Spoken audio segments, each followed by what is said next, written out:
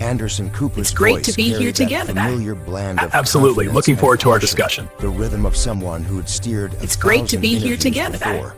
The Absolutely. studio Looking lights forward to our shimmered discussion. against his glasses as he leaned forward, a hint of skepticism beneath the smooth tone. But before his next sentence could land, Jasmine Crockett spoke, sharp, clear, and unflinching.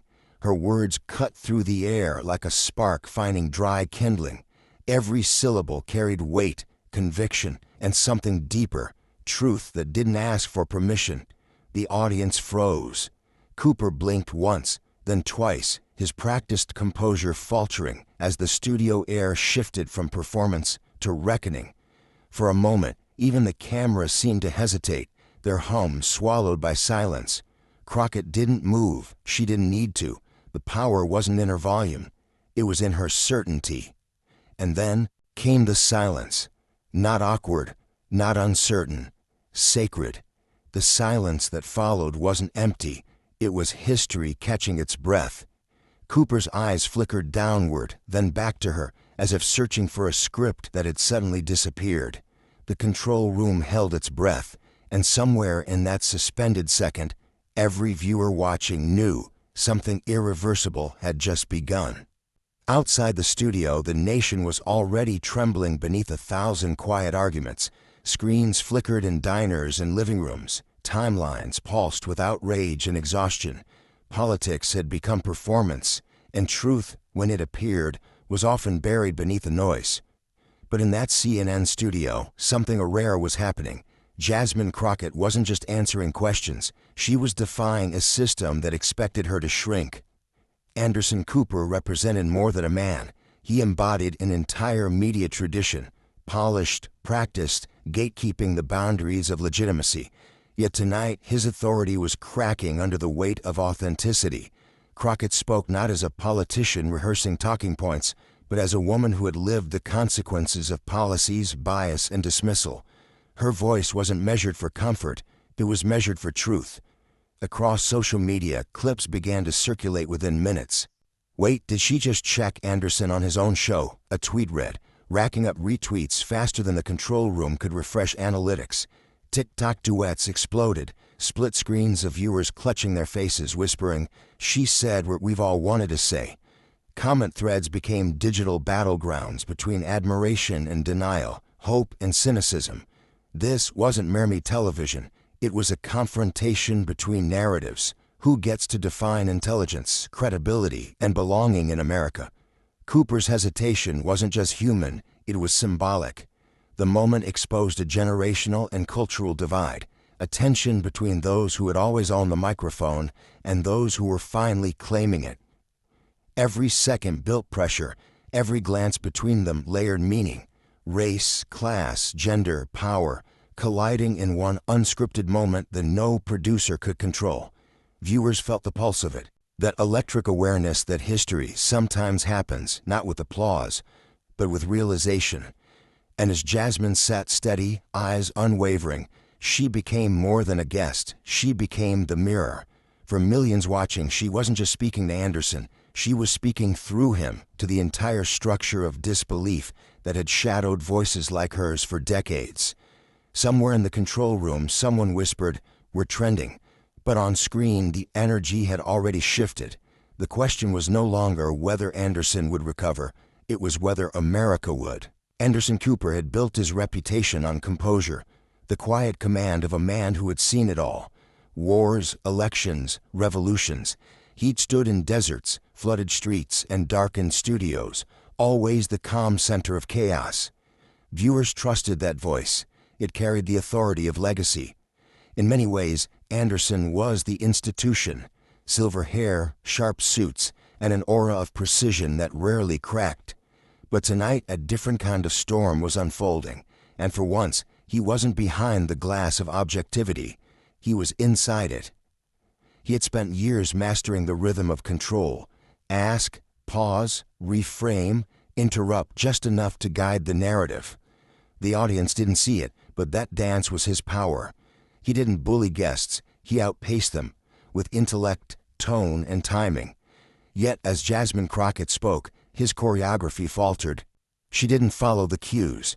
She didn't yield to his practiced interruptions or the subtle pivots that usually pulled guests back to his domain. Instead, she looked straight through him, calm, grounded, unbothered. In his mind, something tightened. It wasn't anger, not yet. It was the faint, stinging discomfort of being unmoored. She's sharp, he thought, but she's deflecting. I've handled tougher interviews. His training whispered to regain footing, to reassert tempo. But each attempt met her stillness, her refusal to play by television's invisible rules. Anderson wasn't a villain by intent. He was a man raised in the cathedral of media decorum, where control equaled credibility and detachment equaled truth. He had been taught to filter passion, to mistrust emotion, to separate empathy from analysis. But as Crockett spoke about lived experience, about policies as wounds, not talking points, his usual detachment began to feel hollow. Memories flicker through his thoughts, debates he'd moderated, moments when empathy would have meant losing the rhythm of the show. He realized uncomfortably that his brand of fairness sometimes meant softening injustice into symmetry. Tonight there was no symmetry. There was clarity, raw and unapologetic, and it unsettled him. For a moment, he studied her expression, searching for weakness. None. Her confidence wasn't defiance, it was ownership, of voice, of truth, of narrative. It made him wonder if his entire profession had mistaken control for insight. He straightened in his chair, masking the flicker of doubt with professional grace. The producers' voices buzzed in his earpiece, but he barely heard them. Stay neutral, move on, regain flow. But the flow was gone. Jasmine Crockett had rerouted it. His authority, so long sustained by tempo and tone, was dissolving beneath the weight of authenticity. Internally, a war unfolded. Pride versus reflection, ego versus humility. He wanted to challenge her, to remind her whose name was on the show. Yet another voice whispered, the journalist he once was, the one who believed truth wasn't owned, only pursued. Still, habit won for now. He adjusted his glasses, cleared his throat, and prepared to reframe. But his words came out thinner than intended, his confidence slipping into curiosity. The studio lights seemed brighter. The silence between them stretched like a mirror he didn't want to look into. He had always been the man with the last question, the one who decided when an interview was done. But tonight, as Jasmine Crockett's gaze held firm, Anderson Cooper began to realize something he'd never had to confront. For the first time in his career, he wasn't leading the story. He was part of it. And beneath his polished calm, that truth unsettled him more than he dared admit. Jasmine Crockett didn't come from the marble halls of legacy. She came from neighborhoods that taught her the rhythm of resilience, the kind of places where people worked double shifts and prayed that honesty would one day pay the bills. Her story wasn't carved by privilege, but molded by persistence. By every no, she turned into another chapter of Watch Me. She remembered nights when the city outside her window hummed with sirens and silence. The law books on her kitchen table glowed beneath a single lamp, pages worn for long hours spent fighting the math of injustice. Too many lives crushed by a system too comfortable with inequity. Those nights weren't just about studying the law. They were about learning how to wield it, how to make justice speak the language of ordinary people. In courtrooms, she found her rhythm, not through aggression, but through presence. When others raised their voices, she slowed hers down. When they threw assumptions, she threw facts. Each victory wasn't a celebration, but a statement. She belonged. And when she lost, she didn't crumble, she recalibrated. She learned that dignity could be louder than volume, that calm could be an act of rebellion. Her rise into politics was never preordained. It was hard-fought, door by door, block by block, conversation by conversation. She stood in the Texas heat, shaking hands, listening more than she spoke. Her campaign wasn't financed by influence. It was fueled by faith. Faith from people who saw in her a reflection of what politics could be if truth didn't have to wear a disguise. Every vote she earned felt personal. Every headline that dismissed her became another reminder of why she had to keep speaking. Washington, when it arrived, was both a dream and a test. The marble, the cameras, the coded smiles, all reminders that power doesn't always recognize power unless it mirrors itself. She learned quickly that politics wasn't just policy, it was performance. But she refused to act. She didn't trim her edges or mute her accent to fit the room. Her authenticity, unpolished and unwavering, became both her shield and her sword. The streets had taught her empathy. The courtroom had taught her poise. But Washington taught her strategy. She understood how to navigate silence as power, how to turn dismissal into data, how to speak to the people beyond the cameras who weren't supposed to be watching. Each time someone underestimated her, she took notes, not of the insult, but of the pattern. She knew how the story had always been written about women like her, and she'd made up her mind long ago to rewrite it.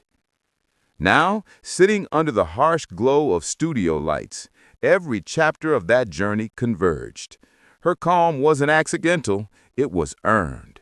The same resolve that carried her through classrooms where she was the only voice like hers, through campaigns no one thought she could win, now radiated through the CNN studio like quiet lightning. When she spoke, it wasn't just opinion. It was lived experience wearing the armor of articulation. Each word came from somewhere deeper, the courtroom's discipline, the street's truth, the community's hope. She wasn't there to impress. She was there to affirm. Anderson's gaze lingered on her, sensing that this wasn't performance. It was conviction forged from 1,000 trials no broadcast could capture. She didn't need the camera to love her. She needed the truth to be heard. Somewhere beyond the studio glass, people were already feeling it, that magnetic certainty that comes when someone speaks not to prove, but to remind. She carried the stories of those unseen, unheard, uninvited. Her presence was proof that history didn't just evolve. Sometimes it walked in, sat down, and demanded to be recognized. Jasmine Crockett wasn't born for the stage, but she had grown into its light. And as her words lingered in the air, powerful yet measured, there was a stillness, not just in the studio, but in the homes of every viewer who saw in her a fragment of their own fight. The woman before the cameras was more than a congresswoman. She was every sleepless night that refused surrender. She was every silenced voice finally finding echo. She was the storm in stillness, the living answer to the question America kept asking itself: can truth still speak without shouting? And in that moment, her calm burned brighter than fire. The air in the studio felt denser now, the hum of the lights almost audible between questions. Anderson Cooper leaned forward, fingertips pressed together, his trademark composure sharpened into a blade. "Congresswoman," he began, voice smooth but edged. "Some would say your comments tonight sound more emotional than factual. Isn't that part of the problem?" A pause, a subtle tightening in the air. Jasmine Crockett tilted her head, not in offense but in calculation. Her lips curved into the kind of smile that signals both grace and warning, the calm before a necessary storm. She waited, letting the silence stretch long enough for the audience to feel its weight. Then she answered, voice steady, eyes clear. "You know, Anderson, it's interesting how truth sounds emotional when you're not used to hearing it." A collective murmur rippled through the studio. The cameras caught Cooper's blink, too fast to hide, too human to ignore. Crockett leaned slightly forward. "Facts come from data, but empathy, that comes from living with the data's consequences. Maybe what you're hearing isn't emotion, maybe it's experience." On screens across the country, watch parties froze mid-bite. Phones lit up, clips clipped, rewound, replayed. She flipped it again. This is unreal. The internet began its chorus. GIFs, reaction emojis, captions like, "This is what accountability looks like." Anderson tried to pivot, his tone softening, searching for safer ground. "But surely, Congresswoman, you can understand why some viewers feel your rhetoric divides rather than unites." She didn't interrupt. She waited, listening, her silence deliberate and disarming. Then gently, "You need to earn honesty isn't unity, Anderson. It's denial, and America's had enough of that." Each word was measured, yet each carried the weight of something larger, not debate, but declaration. Her calm wasn't surrender, it was control, wielded like precision. Anderson adjusted his papers, though he didn't need to. The rhythm was gone again, and everyone knew it. In the control room, a producer mouthed, "She's running the segment." Meanwhile, on social feeds, the reactions multiplied. Someone tweeted, "The way she just smiled before destroying that argument, iconic." Another wrote, "She didn't raise her voice once and he still folded." Screens glowed in dark rooms, living rooms, college dorms, each viewer leaning closer, drawn by that rare alchemy of intellect and grace. Crockett continued, softer now, but every syllable still deliberate. "I don't come here to win debates. I come here to remind people what's real. If that shakes things up, maybe that's what the truth was meant to do." The studio fell quiet again, but it wasn't awkward. It was reverent. Anderson exhaled, nodding slightly, his face betraying the faintest trace of something unexpected. Respect. Viewers felt it too, that strange mix of awe and awakening. Each sentence she spoke felt less like an answer and more like a reckoning, a mirror held up to a country too long accustomed to scripted civility.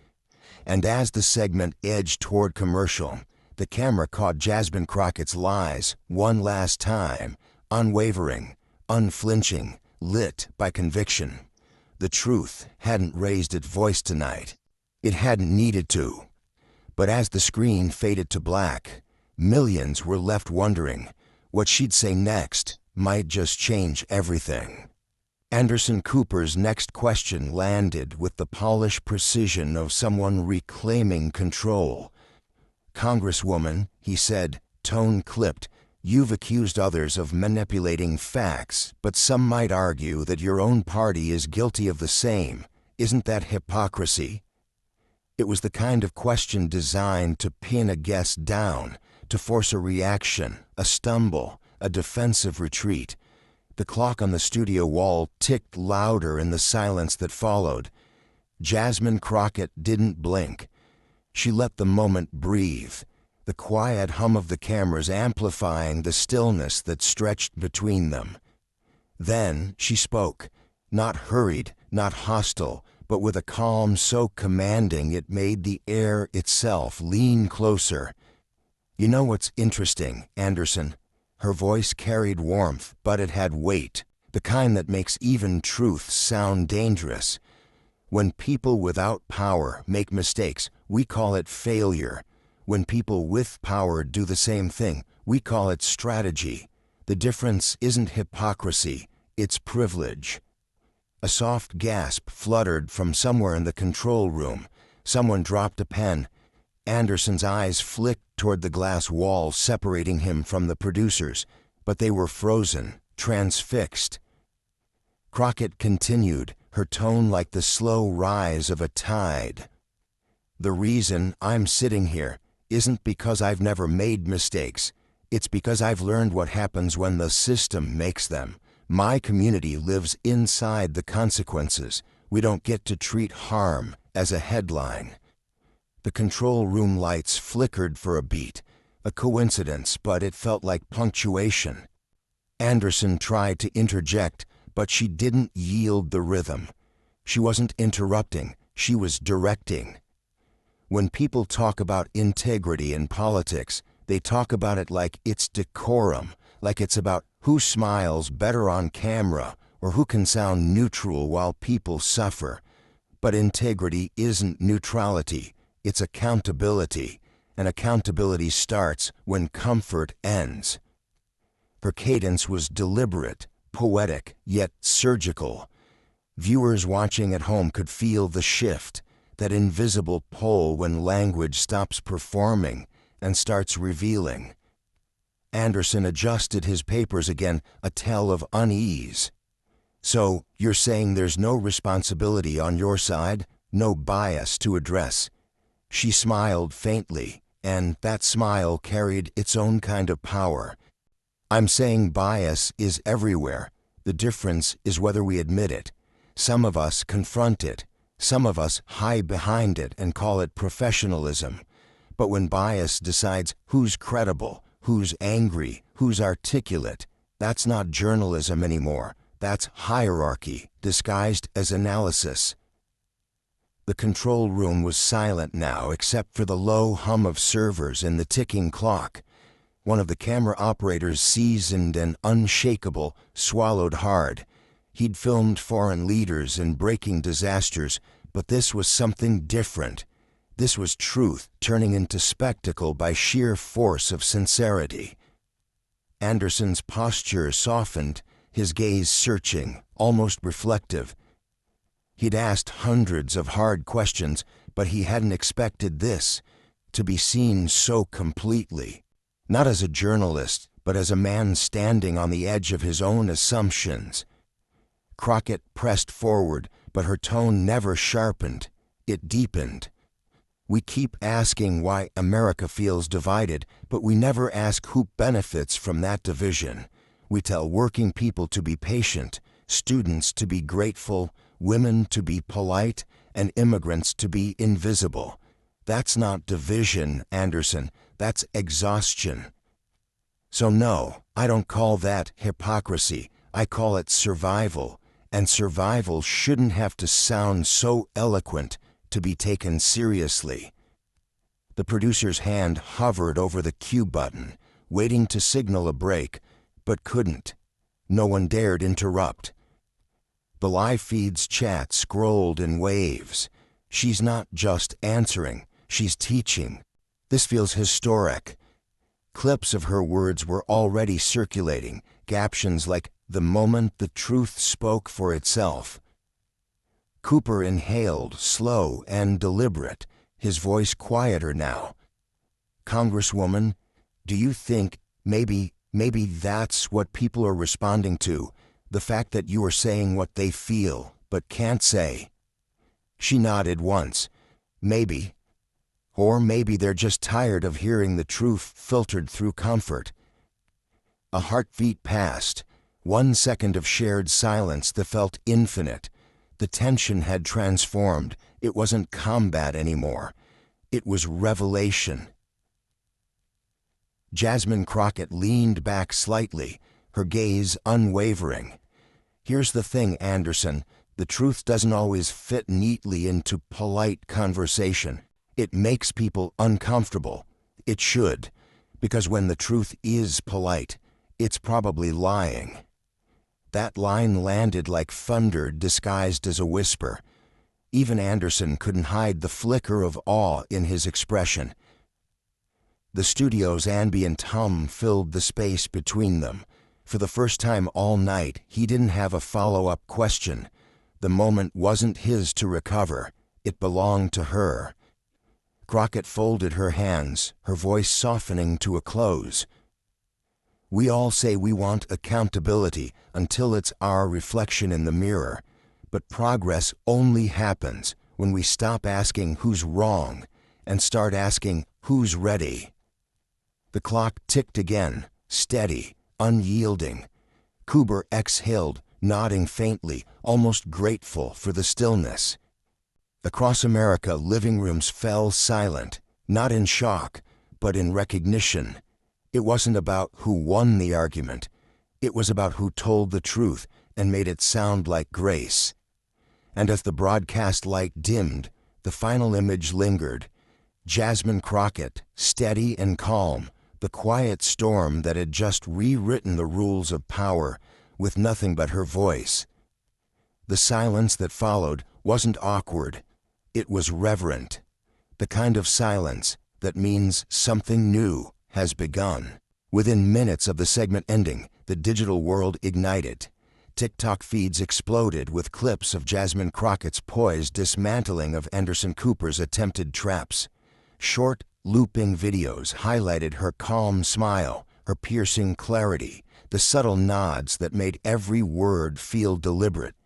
On Twitter, hashtags trended faster than anyone in the control room could track.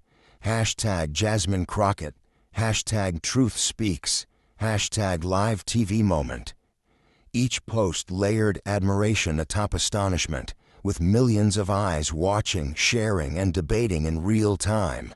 Headlines began appearing even before the night fully unfolded. She didn't flinch. This is what integrity looks like on live TV. Anderson Cooper just met his match. Commentators tried to capture the electricity, framing the exchange as a turning point in televised discourse, a collision of experience and authority that had left even seasoned journalists breathless. Some praised her as the embodiment of courage. Others tried to minimize her poise as mere theatrics.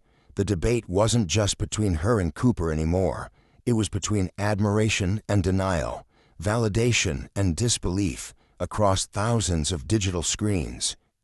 From barbershops in Houston to dorm rooms in Boston, conversations swelled organically. People replayed the clips, shared their favorite lines, dissected her arguments with friends and strangers alike. In living rooms and cafes, people leaned in, whispering to one another, nodding in recognition, feeling the rare thrill of watching someone articulate what they had long felt themselves.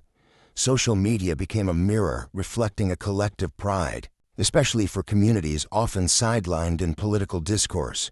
For them, her words weren't just the lesson in poise or debate. They were a validation of identity, experience, and the right to be heard. YouTube reaction videos surged. Analysts, comedians, activists, and ordinary viewers all offered their takes. Some praised her sharp intellect and unflappable presence. Others questioned whether Anderson's surprise was genuine or staged. Yet even critics acknowledged the magnitude. The moment had crossed beyond politics. It became cultural. It was a rare instance of civility and clarity clashing with authority, where restraint became power and truth demanded attention. Across Instagram stories and text threads, the echo grew. Clips were captioned with admiration. She speaks for all of us. Finally, someone who won't be silenced. This is what happens when experience meets courage. People who had never watched political interviews before tuned in, drawn by the suspense and the dignity on display. Every replay strengthened the narrative. Jasmine Crockett wasn't just the guest on a show. She was a force, a symbol, a lightning rod of integrity in a medium accustomed to spectacle over substance. Even Anderson Cooper's peers noticed. Journalists debated the exchange in private forums, some admitting he had underestimated her. Critics tried to frame it as a simple misstep, but it had the feel of history. Small human moments that ripple outward into lasting change. The studio may have returned to routine, but the world outside pulsed with the aftershock. Every retweet, every comment, every meme carried the message. The story had shifted, the rules were being rewritten, and millions had witnessed the moment when dignity refused to yield. And somewhere, amidst the flurry of notifications and trending topics, people paused, realizing the weight of what had just happened. It wasn't just a segment, it was a reminder. Clarity, courage, and conviction could still cut through the noise. And the question on everyone's lips was the same. What comes next, now that the mirror had been held up so clearly? The studio lights dimmed, and the cameras that had captured every precise word in measured pause finally went dark. Jasmine Crockett remained seated for a moment, letting the stillness settle around her. The adrenaline ebbed, leaving in its place a quiet clarity. The applause and gasps, the trending hashtags and digital storm, they existed, but they no longer defined her. What mattered was the truth she had spoken, the dignity she had maintained, the conviction that had never wavered. She stepped into her car, the city lights reflecting in the windshield like scattered stars. The streets hummed with life. But inside, a different rhythm carried her thoughts. The hours of preparation, the nights spent poring over reports, the countless faces she had promised to represent. Every word had been forged in those moments, not for the applause, not for recognition, but for accountability. Each pause, each carefully measured phrase had been an act of courage, a small rebellion against the forces that told her to soften, to shrink, to yield. In the silence of the car, the voice of experience spoke louder than any camera mic. Standing tall, she reflected, comes at a cost. The exhaustion of being scrutinized, the weight of expectations, the constant tension between patience and action. But the value of it, the power of it, is immeasurable. It's in the way truth commands attention, in the way integrity reverberates far beyond the walls of a studio. It's in the way a single act of steadfastness can ripple across communities, reminding people they deserve to be seen, to be heard, to matter. The city lights blurred past in streaks of neon and amber, but the clarity of her purpose remained fixed. Courage, she thought, is not always loud. It doesn't always require applause or validation. Sometimes it is quiet, resolute, and unwavering, and yet it changes everything. For those watching at home, for those who had seen themselves reflected in her words, the lesson was already resonating. Dignity isn't passive. It's not simply standing firm in comfort. It's standing firm in the face of scrutiny, standing firm when the world expects compromise, standing firm when history itself seems to lean against you. And when dignity is paired with truth, it becomes a force that cannot be ignored. In that moment, Jasmine Crockett didn't just leave a studio or conclude an interview. She carried forward a message that integrity matters, that voices matter, that people, ordinary people, overlooked people, historically dismissed people, are capable of reshaping narratives simply by refusing to yield. The city lights glimmered like witnesses as she drove through the quiet streets, each one a silent affirmation of what had just transpired. And somewhere, in the hearts of viewers, the same truth settled. Courage may begin alone, but it never stays that way. It spreads, it inspires, it endures. And the question lingered softly, powerfully, insistently. Who else will stand when the world expects them to kneel? The cameras were off, the studio emptied, but the echo of that moment lingered. Anderson Cooper, usually unshakable, had been caught in something rare, genuine astonishment. The room had fallen silent, not in hesitation, but in recognition of something extraordinary. Jasmine Crockett hadn't just answered questions, she had rewritten the rules of engagement, showing that composure, intellect, and courage could command more attention than theatrics ever could. Across living rooms, dorms, and barbershops, people felt it too.